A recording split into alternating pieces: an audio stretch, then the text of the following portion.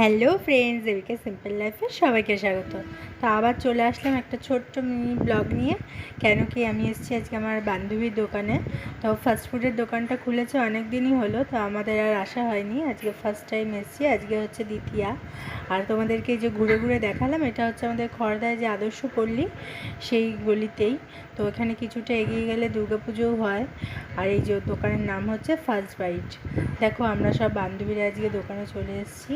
তার সাথে সাথেই দেখলাম যে কাস্টমার রয়েছে, আর আমরাও বেশি কথা বাড়ালাম না। এই দেখো সব বান্ধবীরা আজকে এক ড্রেস পরে চলে এসেছি। তো ওরা অর্ডার দিয়েছিল চিলি চিকেন আর রাইস, আমিও সেটাই ভেবেছিলাম। কিন্তু দোকানে ঢোকার পরে যখন বিরিয়ানির গন্ধটা আমার নাকে চলে এলো, নিজেকে কন্ট্রোল করতে পারলাম না। তো আমি অর্ডার করে দিলাম আমার জন্য চিকেন বিরিয়ানি।